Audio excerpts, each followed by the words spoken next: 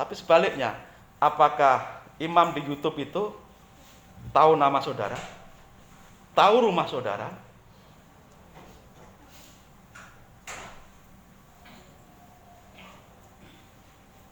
Ya itu sekedar saling tahu. Tetapi bagaimana lebih dalam lagi tentang ajarannya? Apakah bisa dipertanggungjawabkan atau tidak? Hal inilah yang terjadi pada zaman Raja Asa. Mereka tanpa Allah yang benar lama sekali. Dan mereka tanpa ajaran seorang imam yang benar. Karena imam mereka sudah diganti dengan imam-imam dewa-dewa lain, sesembahan lain. Lalu dikatakan dalam ayat 3, dan tanpa hukum. Ya benar. Kalau tanpa imam yang benar berarti ya tanpa hukum yang benar. Inilah yang membuat mereka mengalami masa-masa sulit. Tetapi Asa ketika ditegur oleh Nabi Azaria, dia langsung mengambil sikap, membulatkan tekad, menguatkan hati untuk meninggalkan, menghancurkan sesembahan yang bukan kepada Yehova, kepada Allah yang benar.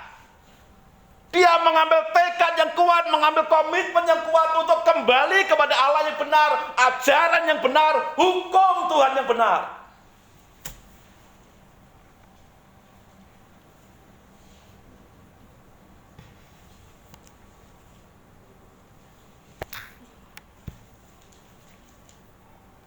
Lalu di bagian akhir ayat yang ke-8 tadi dikatakan, ia, Asa, membaharui mezbah Tuhan yang ada di depan balai bait suci Tuhan. Membaharui mezbah Tuhan. Mezbah apa? Kalau dikatakan ada di balai bait suci Tuhan, berarti ini di bait suci Tuhan itu ada beberapa mezbah. Ada mezbah bakaran, ada mezbah dupa,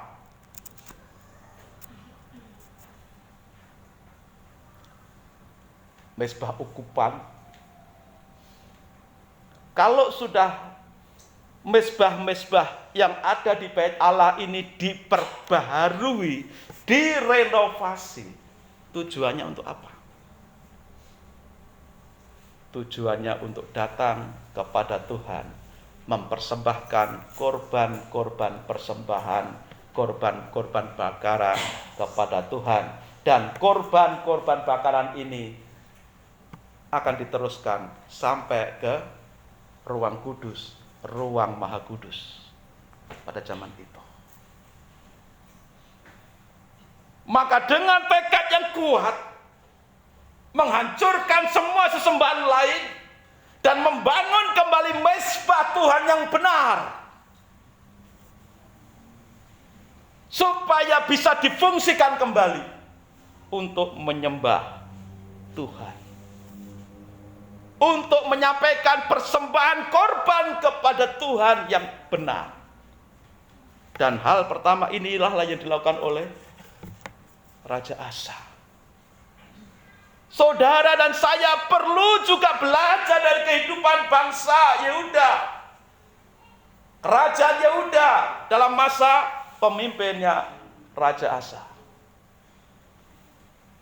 Perlu kembali membangun iman kita dari berbagai keterpurukan yang terjadi selama ini. Mungkin situasi COVID sudah mengubah pola pikir kita. Menganggap bahwa ibadah itu bisa di rumah saja kok. Tinggal kita ambil saja lagu-lagu dan khotbah-khotbah yang ada. Dalam hal-hal khusus bangsa Israel bisa beribadah seperti itu. Dalam hal-hal khusus. Tapi dalam hal-hal yang normal, bangsa Israel diwajibkan untuk melakukan peribadahan dengan cara yang normal.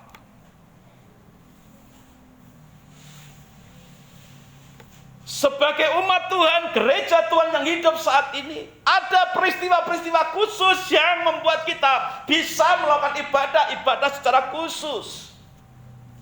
Tapi ketika situasi sudah dipulihkan kembali normal, hendaknya kita kembali ke cara-cara yang normal yang Tuhan kehendaki. Sejak awal Tuhan berkata, ingat dan kuduskan hari Sabat. Dan Tuhan Yesus juga mengingatkan kepada kita. Dalam perjanjian baru diingatkan juga kepada kita. Firman Tuhan katakan, janganlah engkau meninggalkan pertemuan-pertemuan ibadah. Kalau sampai dalam perjanjian lama diingatkan, ingat dan kuduskan hari Sabat. Dalam perjanjian baru juga ditegaskan, jangan engkau tinggalkan pertemuan-pertemuan ibadah. Berarti Tuhan menghendaki dalam situasi-situasi yang normal, pertemuan ibadah seperti ini tetap Tuhan mau. Dan itulah yang terjadi, yang dilakukan oleh Raja Asa. Kembali merenovasi, memugar bait Allah, memugar kembali tempat-tempat persembahan, mezbah-mezbah yang dibutuhkan untuk kembali mempersembahkan korban bakaran. Hari ini, ayo kita belajar hal ini. Kita tidak perlu lagi sekarang membuat memang mezbah seperti bangsa Israel untuk membawa korban-korban itu. Tapi ayo bangun kembali cara ibadah kita dengan ibadah yang benar. Doa-doa kita ayo dibangun. Pertemuan-pertemuan ibadah kita ayo dibangun. Komsel-komsel kita ayo dibangun kembali.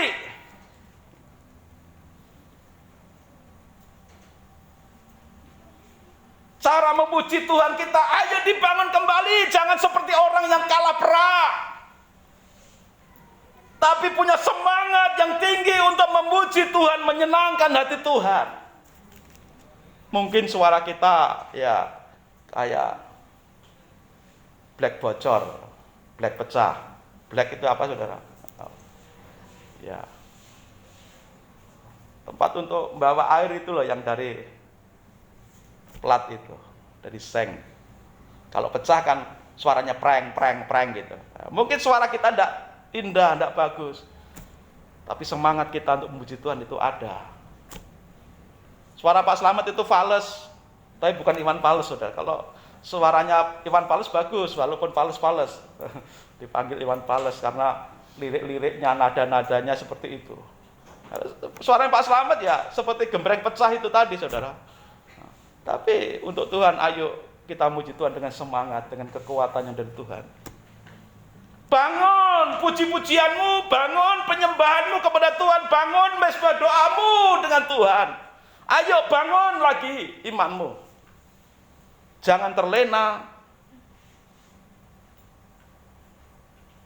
dengan situasi COVID. Oh, ternyata boleh kok ibadah seperti ini. Jangan. Situasi sudah dipulihkan Tuhan, sudah normal. Ayo kita ibadah dengan semestinya.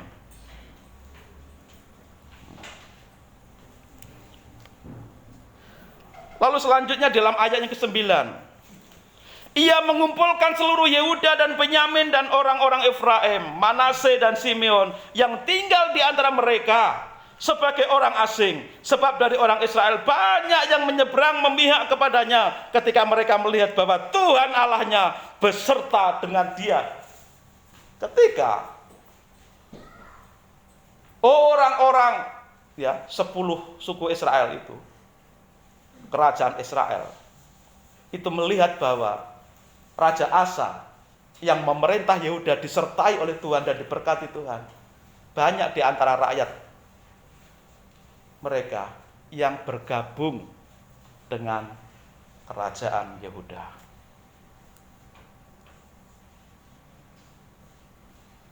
Dan dikatakan dalam ayat yang ke-9,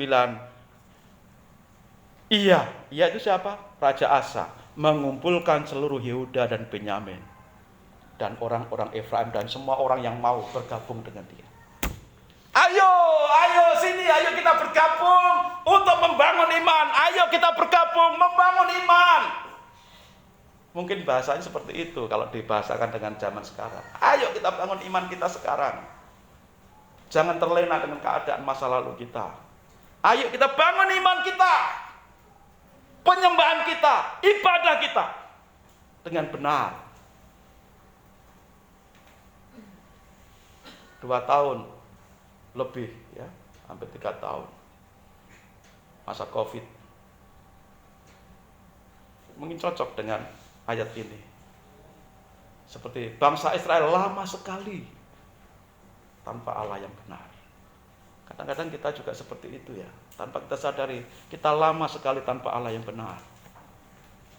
Itu sebabnya perlu kita yang sadar, yang sudah bangun dalam iman, mengajak saudara-saudara kita yang lain.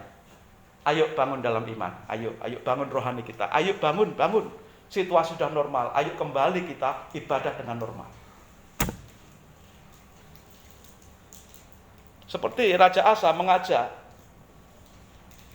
seluruh Yehuda, bukan hanya seluruh Yehuda, tapi orang-orang lain yang mau bergabung, supaya semua bisa mengalami kebangunan rohani, kebangunan iman, dan diberkati Tuhan.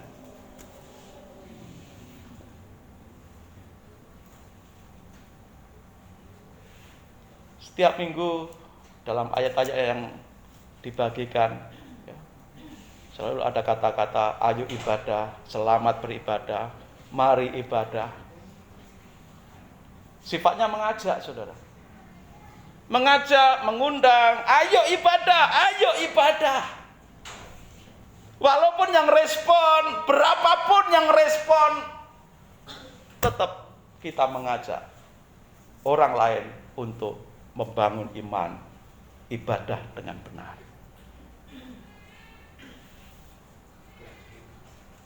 Bahkan bukan hanya mengajak orang lain, tapi mari kita bertekad seperti Raja Asa, membangun ibadah yang benar, membangun iman, membangun rohani, jangan tertidur.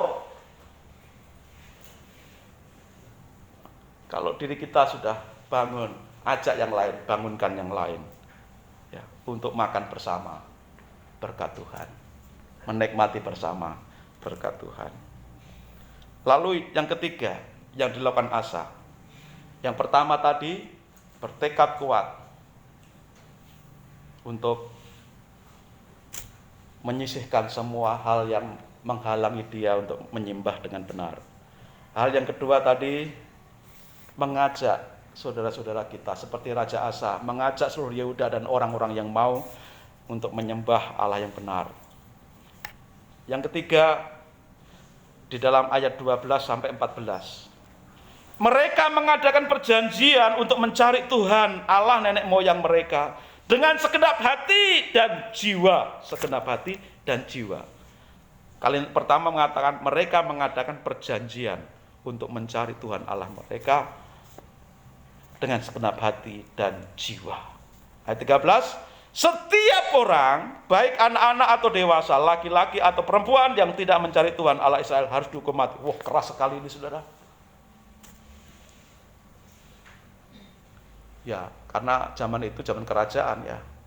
Raja punya kuasa. Kalau setiap kebijakan memang punya konsekuensi yang kuat.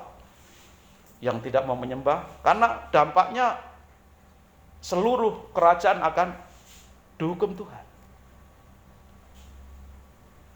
Tapi kalau kita tidak punya kekuatan menekan seperti Raja Asa,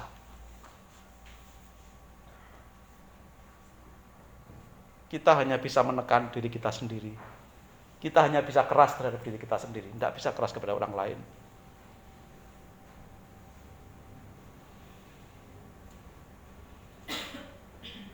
Dan selanjutnya dikatakan, mereka bersumpah setia kepada Tuhan dengan suara yang nyaring, dengan sorak-sorai, dan dengan tiupan nafir dan sangkakala.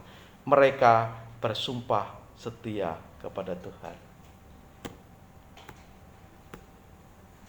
Kira-kira untuk ayat 14 ini kita sebagai umat Tuhan berani melakukan enggak ya? Bersumpah setia kepada Tuhan.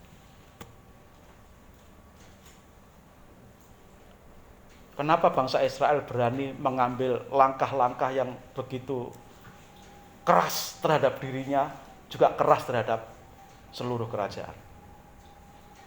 Karena ini menyangkut kehidupan yang diberkati Tuhan.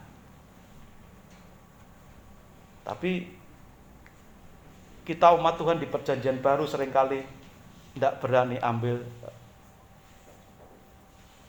keputusan sekeras ini. Mereka saat itu bersumpah setia kepada Tuhan dengan suara yang nyaring dan sorak-sorai.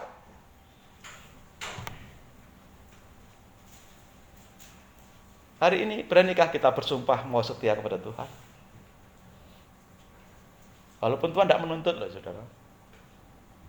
Kita kan tidak, jangan kau bersumpah. Tuhan Yesus kan ajarkan seperti itu. Karena Tuhan Yesus tahu siapakah manusia itu yang sore dele esok tempe. Manusia itu sorenya masih kedelai, pagi sudah jadi tempe, saudara. Kalau sudah sore lagi, sudah bukan tempe lagi, ada tambahannya lagi. Sudah. Tempe apa jenengnya, saudara? Lah, itu saudara. Tuhan tahu siapa kita. Makanya Tuhan tidak menuntut kita untuk bersumpah seperti itu. Tuhan memberikan kebebasan, keleluasan kepada saudara dan saya untuk berpikir dewasa dan bertindak dewasa, ambil keputusan yang dewasa. Dalam perjanjian lama mereka berjanji, bersumpah setia kepada Tuhan dengan konsekuensi yang keras. Mereka berani lakukan itu demi kehidupan yang diberkati Tuhan. Hari ini saudara, kita gereja atau umat Tuhan dalam perjanjian baru seringkali tidak berani ambil keputusan seradikal ini, bersumpah setia. Karena apa? Terlalu nikmat hidup dunia bebas itu, saudara. Terlalu nikmat hidup dunia bebas itu. Kita tidak berani ambil risiko. Kita tidak berani ambil keputusan yang keras, yang dewasa. Padahal jelas pilihannya, hidup kekal atau hidup sementara. Nah, seringkali kita lebih memilih menyenangkan, memuaskan diri kita untuk hidup sementara dibandingkan hidup kekal diberkati Tuhan. Seringkali kita lebih memilih kesenangan sesaat, berkat sesaat daripada kesenangan kekal, sukacita kekal.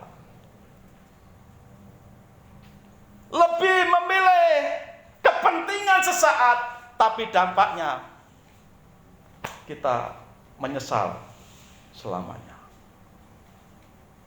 Tapi kita diajar dari bangsa Israel oleh bangsa Yehuda untuk bersumpah setia kepada Tuhan.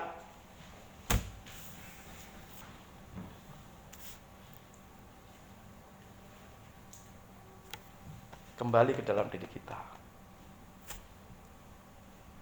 Kadang-kadang di gereja-gereja tertentu untuk mengajar kesetiaan umatnya atau jemaatnya kadang-kadang keras sekali, saudara. Yang tidak ibadah mungkin 1 atau 2 bulan berturut-turut sudah dianggap jemaat lagi dan sudah tidak lagi gereja punya kewajiban memberikan pelayanan apapun.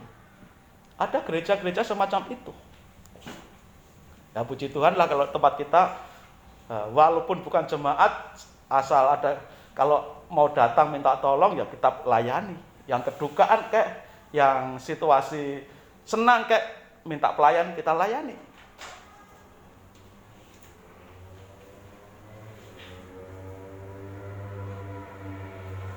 Karena kita hanya melihat dari sisi sosial, kemanusiaan.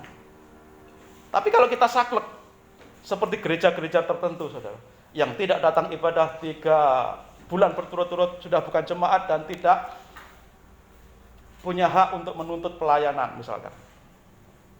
Bisa.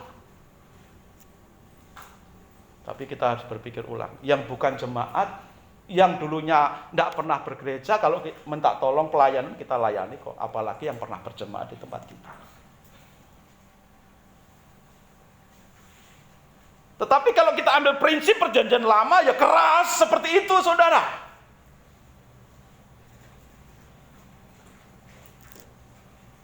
Keras. Dan masing-masing ada kelebihan dan kekurangan. Tapi Tuhan Yesus juga mengajarkan umatnya, saat itu para murid dan seluruh orang percaya pada zaman itu, untuk bertindak, berpikir dewasa. Karena semua itu untuk kepentingan jemaat. Kalau ada gereja yang keras, sebenarnya juga untuk jemaatnya, supaya belajar taat, belajar disiplin rohani.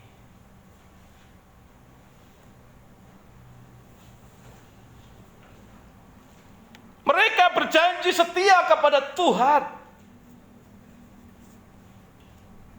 Pertanyaan ini untuk kita juga hari ini. Apakah kita mau berjanji setia kepada Tuhan? Setia membangun hubungan dengan Tuhan dalam doa, dalam pujian, di dalam persekutuan, di dalam ibadah, sebagai tanda kesetiaan kita kepada Tuhan. Tuhan mau buktinya. Tuhan mau kita membuktikan diri kita setia. Dimulai dari tekad yang kuat tadi, menyingkirkan semua penghalang, semua hal yang mengalihkan fokus kita. Lalu yang kedua tadi, mengajak semua yang lain untuk datang kepada Tuhan. Lalu yang ketiga, mau bersumpah setia kepada Tuhan. Mungkin dalam bahasa-bahasa sekarang ini ya, punya tekad, punya komitmen setia kepada Tuhan. Kalau Tuhan sudah begitu setia sampai mati untuk saudara dan saya, supaya selamat, kenapa kita tidak mau setia kepada Tuhan? Kalaupun misalnya Tuhan menuntut kita bersumpah untuk berjanji setia kepada Tuhan, itu juga untuk kepentingan saudara dan saya sebenarnya. Tapi kalau Tuhan memberikan kebebasan untuk memilih kepada saudara dan saya, sebenarnya Tuhan juga mengajar saudara dan saya untuk berpikir dan bertindak dewasa. Bisa memilah-milah mana yang penting, mana yang paling penting, mana yang bisa disediakan dulu, mana yang bisa paling diutamakan. Dan yang selalu harus diutamakan adalah hukum terutama. Yang pertama. Apa itu, saudara? Kasihilah Tuhan Allahmu dengan segenap hati, jiwa, kekuatanmu.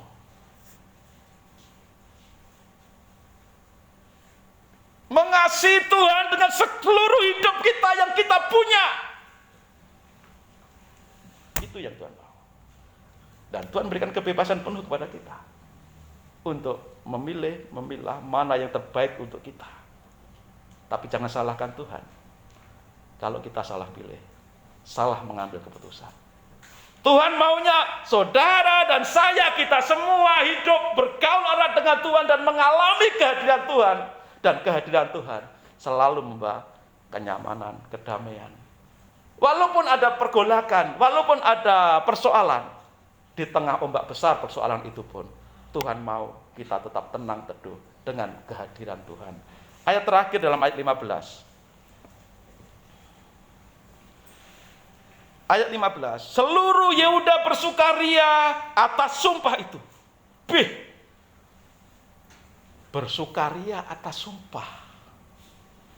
Ya, kalau kita pinjam bahasa-bahasa ya gereja lain, ya, kita kan tidak pakai janji iman, saudara. Kita kan tidak pakai istilah janji iman. Nah, kalau kita pinjam istilah mereka janji iman saja. Apakah ada sukacita dalam hati kita ketika kita memiliki janji iman atau komitmen iman? Janji iman lagi. Begitu diumumkan Pak Agus, kita akan janji iman, misalkan, kita akan adakan janji iman. Janji iman. Tapi orang Israel pada saat itu di zaman Asa, ya, kerajaan Yehuda zaman Asa, ketika mereka bersumpah setia, Dikatakan ayat 15, seluruh Yehuda bersukaria atas sumpah itu. Mereka bersumpah setia dengan sukaria, dengan sukacita, bukan dengan hati yang berat. Ayo kita belajar dari mereka, saudara. Karena dengan segenap hati mereka bersumpah. Mereka bisa bersukaria karena mereka melakukan sumpah itu dengan segenap hati. Dan dengan kehendak yang bulat mereka mencari Tuhan. Lalu ayat perikop selanjutnya atau frase selanjutnya, Tuhan berkenan ditemui oleh mereka dan mengaruniakan keamanan kepada mereka di segala penjuru. Yang awalnya mereka tidak berani keluar sendiri, tidak berani pergi sendiri, pulang sendiri. Dengan membangun iman mereka kembali dibangun hubungannya dengan Tuhan yang benar, dengan ajaran yang benar. Lalu mereka ambil satu tekad, bersumpah setia dengan sukaria, bukan dengan beban dan paksaan. Yang terjadi adalah Tuhan mengaruniakan keamanan kepada mereka di satu tempat. Benar? Bukan di satu tempat keamanannya itu di kerajaannya Raja Asa saja karena banyak penjaga lalu aman. Tidak. Tapi dikatakan dalam kalimat terakhir, mengaruniakan keamanan kepada mereka di segala penjuru. Segala penjuru, saudara. Berarti tidak ada tempat yang tidak aman. Semua aman. Tidak ada desa, kampung yang tidak aman. Semua aman. Walaupun itu hutan, selama itu masih menjadi wilayah kerajaan Yehuda, di hutan sekalipun, jarang penduduknya sekalipun, aman. Karena kalimat ini mengatakan, Tuhan mengaruniakan keamanan kepada mereka di segala penjuru. Segala penjuru hidupmu. Ketika engkau di kota, ketika engkau di desa, ketika engkau di pinggir jalan raya usahamu, ataupun ketika usahamu di lorong-lorong. Atau bahkan bukannya di lorong, tapi di jalan buntu. Jalan buntu nggih Pak Surti nggih? Di segala penjuru dimanapun lokasimu, kalau Tuhan memberikan keamanan, yang diterjemahkan dengan keamanan itu bisa diartikan shalom, bisa diartikan berkat. Tuhan mengaruniakan shalom, damai sejahtera. Tuhan mengaruniakan juga berkat di segala penjuru, dimanapun umat Tuhan tinggal dan berada. Di mana saudara hari ini tinggal? Walaupun di jalan buntu, gang buntu, kalau kita membangun hubungan kita dengan Tuhan, dunia boleh bergolak, laut boleh bergolak, bahkan hampir menenggelamkan Petrus. Tapi ketika Tuhan ada di situ bersama dengan Petrus, Tuhan akan selalu cepat menolong dan memberikan shalom, berkat Tuhan. Tuhan Yesus memberkati kita semuanya. Mari kita berdoa.